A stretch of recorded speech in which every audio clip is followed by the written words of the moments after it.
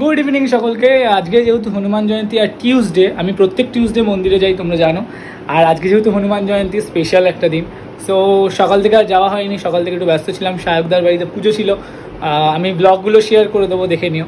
And এখন যাচ্ছি। এই হলো আজকে আউটফিট, লাল পরেছি কারণ হনুমানজির মঙ্গলের আরাধ্য, আমি যতটুকু জানি, খুব ভুল না করলে, তো তার জন্য লাল পরেছি। হনুমানজির প্রিয় কালার মেবি লাল, সো আমি জানি না খুব ভুল না করলে। সো এখন যাব মন্দিরে গিয়ে পুজো দেবো। অনেকটা রাত হয়ে গেছে, বাট এত টায়ার্ড লাগছিল সাহেবদার বাড়ি পুজো করে এসে আরেকটা জায়গায় গেছিলাম, দেন এবার যাবো ফাইনালি মন্দিরে পুজো দিতে। তো চল মন্দিরে গিয়ে দেখা হচ্ছে, অ্যান্ড কোন মন্দিরে যাই সেটাও দেখাবো আজকে। তো ভাবা যায় আজকে নাকি লাড্ডুর ক্রাইসিস, চারদিকে কোথাও লাড্ডু কিচ্ছু পেলাম, সবার মালা পর্যন্তও পেলাম না, তার জন্য যাচ্ছি এডিবিতে।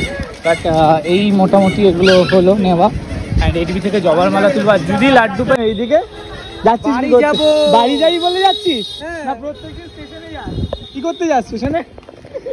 তো যাওয়ার পথে এর সাথে দেখা,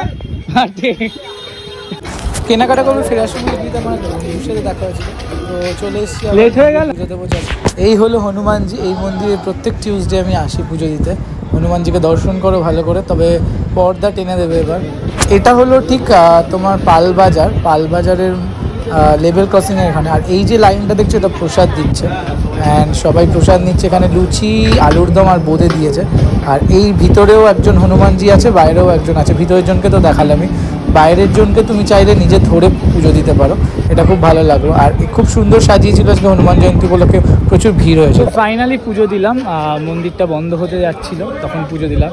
খুব সুন্দর পুজো দিলাম, প্রতি বছরই দেই। এবং এই হনুমান জয়ন্তীর সাথে একটা স্টোরি রিলেটেড আছে, যে হনুমান জয়ন্তীর থেকেই আমি হনুমান চালিসা পাঠ শুরু করি, সেটা 2 বছর আগের থেকে।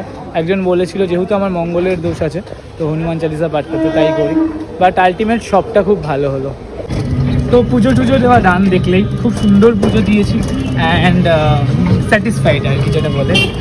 তো এবার বাড়ি যাব, প্রচণ্ড টায়ার্ড লাগে, তাই রিক্সা করে এই আজকে বাড়ি যাচ্ছি। এখান থেকে যদিও আমার বাড়ি প্রায় 5-7 মিনিট হাঁটলেই হয়ে যায়। বাট আচ্ছা, মন্দিরটা কোথায়? মন্দিরটা হলো পালবাজার। তোমরা যারা যাদবপুর এরিয়ায় থাকো, বাজার পালবাজারের মোড়ে, ঠিক আছে? মানে পালবাজার লেভেল ক্রসিংয়ের সামনে। আর আমি প্রত্যেক টিউসডে আসি পুজো দিতে, তোমরা জানো, আগের ব্লগে দেখেছো। তো আজকে তো টিউসডে, তার মধ্যে হনুমান জয়ন্তী। তো সকালেই ভেবেছিলাম আসবো, বাট সকালে সায়কদার বাড়ি পুজো ছিল বলে আসা হয়নি, তাই বিকেলেই আসলাম পুজো দিতে। বিকেল যদিও না, বিকেল গড়িয়ে রাত হয়ে গেছে, কারণ একটু রেস্ট নিচ্ছিলাম, এতটাই টায়ার্ড লাগছিল, আর অনেকটা দেরি করে ফিরেছি। তো চলো বাড়ি যাই, বাড়ি গিয়ে ফ্রেশ হই। না, মন্দির থেকে ভোগের প্রসাদ নিয়ে এসেছিলাম, ভোগ দিচ্ছিল, তো ভোগের প্রসাদ এবার সবাইকে ডিস্ট্রিবিউট করে দেন আমি খাবো প্রসাদ। আসো, মুখটা এরকম ভেটকিয়ে রেখেছো কেন? মামা কই?